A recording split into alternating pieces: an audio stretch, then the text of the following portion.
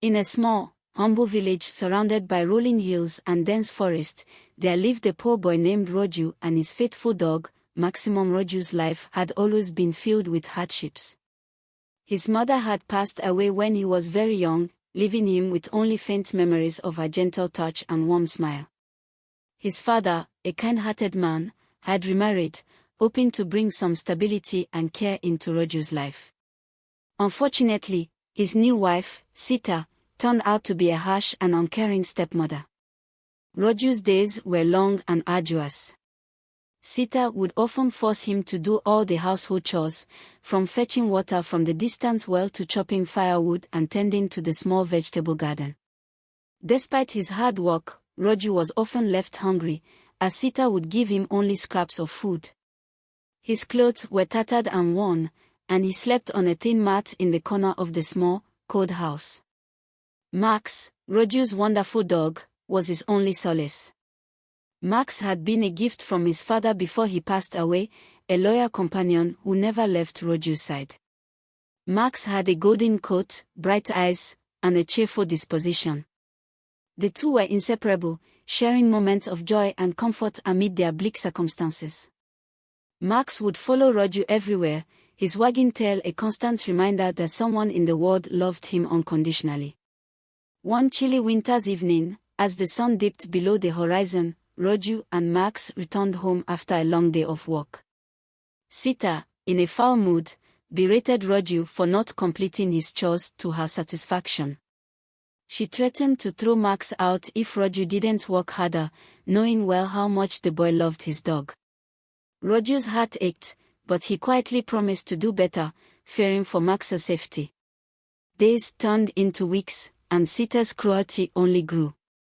One particularly harsh day, Sita decided she had had enough of Maximum claiming that the dog was a burden. She demanded that Rajo get rid of him.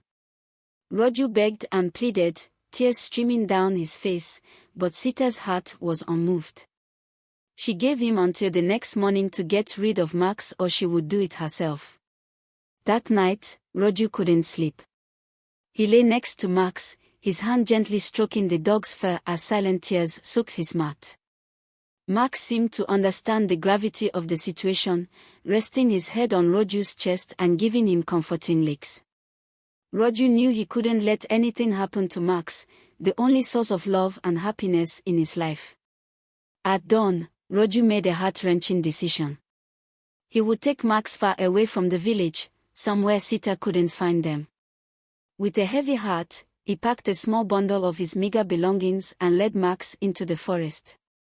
They walked for hours, deeper and deeper into the woods, until Rajo could walk no more.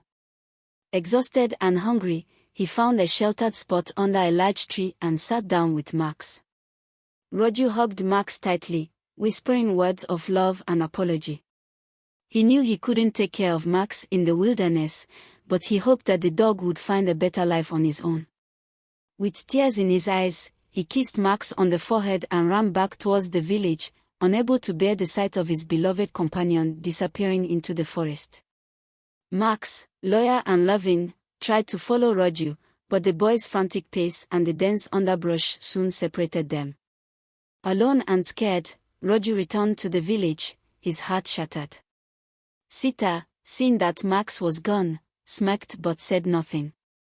Rajo went about his chores in silence, his soul weighed down by sorrow. Days turned into weeks, and Rajo's life grew even more unbearable without Maximum. He missed his dog's cheerful presence, the way Max would nuzzle him and lick his face to make him smile. The villagers noticed the change in Rajo, but Sita's stern demeanor kept them from intervening. One rainy afternoon, as Rajo trudged back from the well, he saw a familiar figure limping towards him. It was Max, thin and weak, but unmistakably his dog. Rajo's heart leaped with joy and relief. He ran to Max, hugging him tightly, tears mingling with the rain. Max licked his face, wagging his tail feebly. But their reunion was short-lived. Sita, seeing Max back in the village, flew into a rage. She grabbed a stick and advanced towards the dog, shouting that she would end this once and for all. Rajo, desperate to protect Max, threw himself in front of his dog, taking the blows meant for Maximum. The villagers, witnessing the scene, finally intervened, pulling Sita away and tending to Raju's injuries. Max, injured and weak, lay by Raju's side as the villagers cared for them both. The headman of the village, appalled by Sita's cruelty, decided that enough was enough. He decreed that Raju and Max would be taken in by a kind elderly couple who had always wanted children but were never blessed with any. In their new home, Raju and Max found the love and care they had long been denied. The elderly couple treated Raju like their own grandson, and Max was pampered and fed until he regained his strength. Raju still carried the scars of his past, but with Max by his side and the love of his new family, he slowly began to heal. Sita, left alone in her bitterness, was shunned by the villagers for her cruelty. Raju and Max never forgot their struggles, but they found happiness in each other's company and the kindness of those who took them in. Their bond, forged in hardship, remained unbroken, a testament to the enduring power of love and loyalty.